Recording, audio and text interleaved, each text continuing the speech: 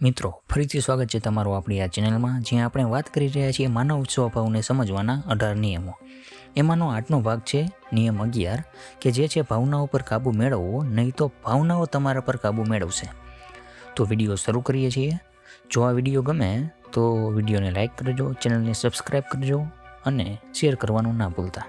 શું તમે ક્યારેય માત્ર 5 મિનિટના ગુસ્સામાં એવું કંઈ બોલી દીધું છે કે જેનો પછતાવો વર્ષો સુધી રહ્યો હોય, અથવા માત્ર એક ક્ષણના ડરના કારણે એવી તક ગુમાવી હોય જે ફરી ક્યારેય પાછી ન આવી હોય? જો હા, તો તમે એકલા નથી. આના માટે રોબર્ટ ગ્રીન કહે છે કે માણસનો સૌથી મોટો દુશ્મન બહાર નથી, તેની અંદરની બેકાબૂ ભાવનાઓ છે. લાગણીઓ ખરાબ નથી, પણ લાગણીઓના ગુલામ બનવું ખતરનાક છે. ઘણા લોકો માને છે કે સફળ લોકો ક્યારેય ગુસ્સે થતા નથી, ક્યારેય ડરતા નથી, ક્યારેય દુઃખી નથી થતા. આ સાચું નથી. ફરક માત્ર એટલો છે કે સામાન્ય લોકો પોતાની ભાવનાઓ પ્રમાણે નિર્ણય લે છે અને સફળ લોકો પોતાની મૂલ્યો પ્રમાણે નિર્ણય લે છે. આ જ તફાવત એક ક્ષણિક પ્રતિક્રિયા અને લાંબા ગાળાની સફળતા વચ્ચે છે.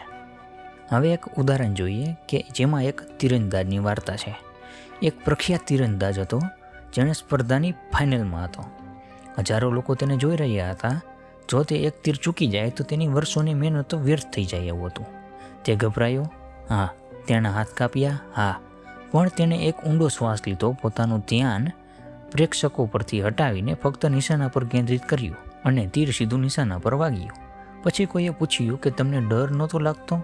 તે હસીને બોલ્યો, ડર લાગતો હતો, પરંતુ મેં ડરને દિશા આપી. આ જ ભાવનાત્મક નિયંત્રણ છે. ગુસ્સો કેમ આવે છે? હવે એક પ્રશ્ન છે કે આ ગુસ્સો આવે છે કેમ? એના માટે રોબર્ટ ગ્રીન કહે છે કે ગુસ્સો ઘણીવાર વર્તમાન પરિસ્થિતિથી નથી આવતો, તે આપણી અપેક્ષાઓમાંથી આવે છે. એનો મતલબ એવો છે કે જ્યારે દુનિયા આપણી ઈચ્છા મુજબ નથી ચાલતી, ત્યારે આપણે ગુસ્સે થઈએ છીએ. એક સવાલ પૂછો, શું દુનિયાને ખરેખર મારી ઈચ્છા મુજબ ચાલવું જોઈએ?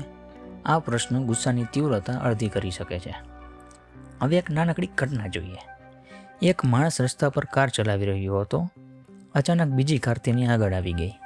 તે ખૂબ ગુસ્સે થયો, બૂમો પાડવા લાગ્યો, પણ થોડી વારમાં ખબર પડી કે બીજી કારમાં એક વ્યક્તિ હોસ્પિટલમાં પોતાના બાળકને લઈ જઈ રહ્યો હતો. એ જ ઘટના, પણ માણસની ભાવના બદલાઈ ગઈ. શા માટે? કારણ કે માહિતી બદલાઈ.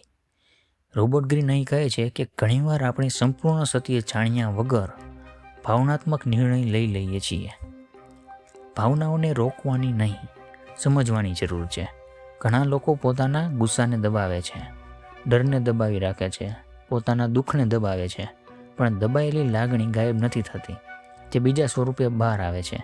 ક્યારેક તે તણાવ બની જાય છે, ક્યારેક ચિંતા બની જાય છે, અને ક્યારેક સંબંધોમાં ઝેર બનીને. એટલે લાગણીઓથી ગભરાશો નહીં, તેમને સમજો, તેમનું નામ આપો અને પછી નિર્ણય લો.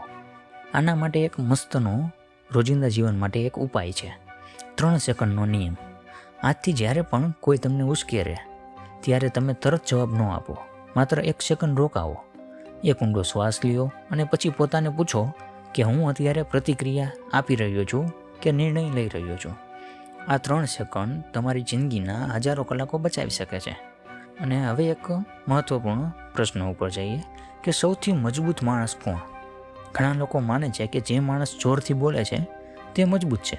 રોબર્ટ ગ્રીન અહીં કહે છે, ના, સૌથી મજબૂત માણસ તે છે જેને ગુસ્સો આવે છે, પણ તે ગુસ્સા તેના નિર્ણય પર ક્યારેય રાજ ન કરે.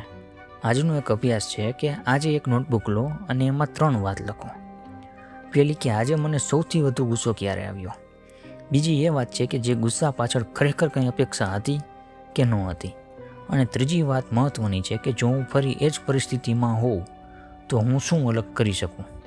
જો તમે આ અભ્યાસ માત્ર 30 દિવસ કરો તો તમારી ભાવનાત્મક બુદ્ધિ પહેલાં કરતાં ઘણી વધારે મજબૂત બની જશે. પરંતુ જીવનમાં માત્ર પોતાની ભાવનાઓને સમજવી પૂરતી નથી. ક્યારેક તમારે એવા લોકો સાથે પણ કામ કરવું પડે છે કે જેઓ સતત તમને મેનિપ્યુલેટ કરવાનો પ્રયત્ન કરે છે. તેઓ તમારા શબ્દો નહીં, તમારી લાગણીઓ સાથે રમે છે. તો પછી આવા મેનિપ્યુલેટિવ લોકોની રમતમાં કેવી રીતે ઓળખી શકો? રોબર્ટ ગ્રીન કહે છે કે જે વ્યક્તિ લોકોના છુપાયેલા ઈરાદા વાંચી શકે છે તેને છેતરવું ખૂબ જ મુશ્કેલ બની જાય છે. આગળના અધ્યાયમાં આપણે જાણીશું કે આના વિશે જ, કે લોકોના છુપાયેલા ઈરાદાઓ ઓળખવાની કળા કઈ રીતે કરી શકાય છે. તો ત્યાં સુધી જોડાયેલા રહેજો. અને જો આ વિડીયો ગમ્યો હોય તો વિડીયોને જરૂર લાઈક કરજો અને કોમેન્ટમાં તમારા મંતવ્યો પણ જણાવજો. આપણે એનો Q&A સેશન પણ કરશું અને બને એટલા કોમેન્ટના જવાબ પણ આપશું. મળીએ આવતા વિડીયોમાં. આભાર.